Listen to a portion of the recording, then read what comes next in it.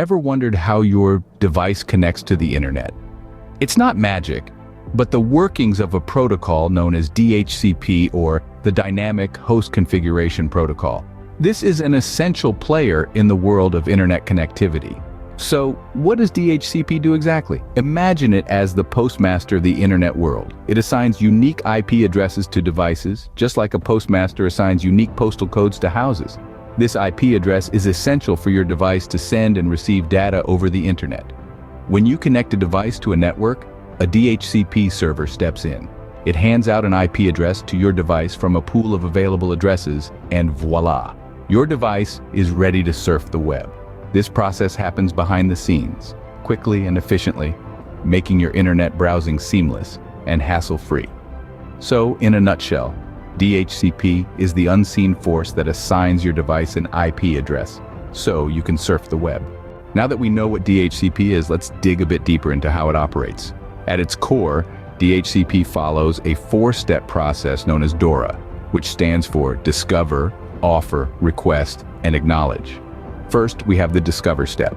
This is where your device sends out a broadcast message to discover available DHCP servers on the network. Then comes the Offer step. DHCP servers respond to the Discover message with an offer that includes an IP address the device can use. Next is the Request step. Your device receives offers from multiple servers, but it only accepts one. It sends a request message back to the server whose offer it accepts.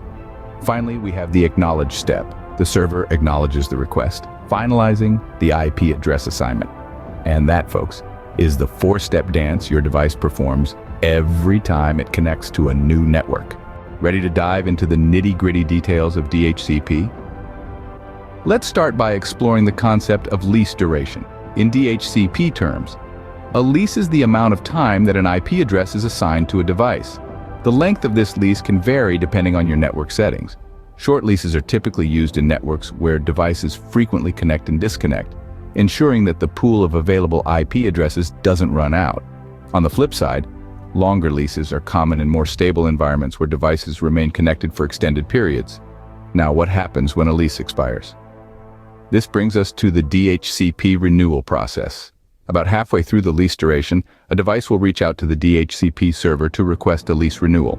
If the server approves this request, the lease duration is reset, and the device can continue using its current IP address. If the server denies the request or doesn't respond, the device will have to request a new IP address once the lease expires. So how does DHCP function in different types of networks? In local area networks or LANs, the DHCP server assigns IP addresses to devices within the same network. But what about wide area networks or WANs? This is where things get interesting. DHCP can be configured to allocate IP addresses across different subnets, which is crucial for large organizations with multiple locations. Finally, let's discuss DHCP options.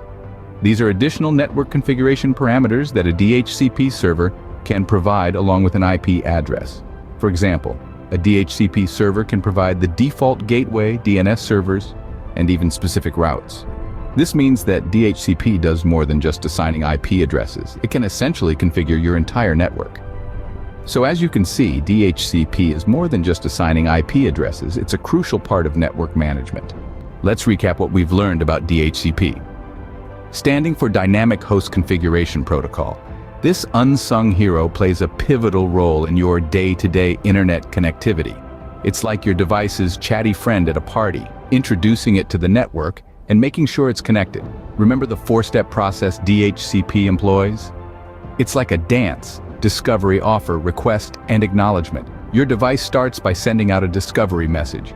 The DHCP server responds with an offer. Your device then sends a request for the offered IP address, and finally, the DHCP server sends an acknowledgement. But DHCP isn't just about introductions, it's also about managing the party. With features like IP address pooling and leasing, DHCP ensures there's always an available seat for your device at the network table. And let's not forget about DHCP's ability to handle multiple subnets and relay agents, making it a versatile tool in larger network settings. And that's DHCP in a nutshell, the silent facilitator of your internet browsing.